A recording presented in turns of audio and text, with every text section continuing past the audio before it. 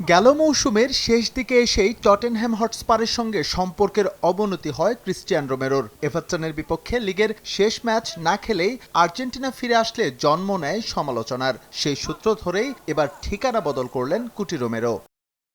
বিশ্বকাপে আর্জেন্টিনার কাছে ইংল্যান্ডের হার এবং ম্যাচের পর ফকল্যান্ড ইস্যু নিয়ে মেসিদের ব্যানার হাতে দাঁড়ানো দুই দেশের সম্পর্কের ফুটবলীয় সম্পর্ক আরও শীতল করে তোলে, যার প্রভাব পড়ে ইংল্যান্ডে অবস্থান করা আর্জেন্টাইন ফুটবলারদের উপরও। যদিও ক্লাব বদল করার পেছনে এমন কোনো কারণ উল্লেখ করেননি রোমেরো। আমি বিশাল এই ক্লাবে এসে সত্যিই খুব আনন্দিত ও গর্বিত। এই অসাধারণ ক্লাবের ইতিহাসে নিজের নাম লেখানোর চেষ্টা করব, আর সেটা করার একমাত্র উপায় হলো কিছু জেতা। আমি সেই মানসিকতা নিয়েই এখানে এসেছি এবং এই লক্ষ্য অর্জনে নিজের সবকিছু উজাড় করে দেব। আমার খেলার ধরন ও এই ক্লাবের দর্শনের মধ্যে দারুণ কিছু মিল আছে। বলতে গেলে আমরা একে অপরের জন্য একেবারেই পারফেক্ট ম্যাচ। আর্জেন্টিনা জাতীয় দলের অনেক সতীর্থ এখানে খেলেছে, যেটা আমার জন্য বাড়তি সুবিধা।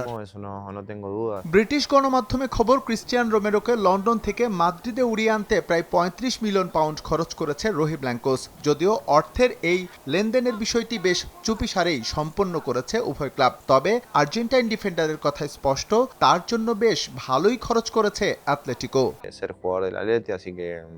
আতলেতিকো মাদ্রিদের কোচিং স্টাফ এবং এখানকার পরিবেশ আমাকে এখানে আসতে অনুপ্রাণিত করেছে। চ্যাম্পিয়ন্স লিগে যখন এখানে খেলতে এসেছি, তখন সমর্থকদের ভালোবাসা, তাদের সমর্থন এবং পুরো পরিবেশ আমাকে মুগ্ধ করেছে। এসবই আমাকে এখানে আসতে আরো বেশি আগ্রহী করেছে। ফুটবলে ভালো সময় আসে, খারাপ সময়ও আসে, কিন্তু একটি বিষয় নিশ্চিত, এই ব্যাজ ও এই জার্সির জন্য আমি শতভাগ প্রতিশ্রুতিবদ্ধ থাকব। ক্লাব আমার ওপর বড় বিনিয়োগ করেছে, ভালো পারফরমেন্সের মাধ্যমেই সেই বিশ্বাসের প্রতিদান দেওয়ার চেষ্টা করব। মাদ্রিদে রোমেরোর চুক্তি 2031 সাল পর্যন্ত। টটেনহ্যামের হয়ে 156 ম্যাচ খেলে 13 গোল করেন Cristian Romero. S M Iqbal, Somoy সংবাদ।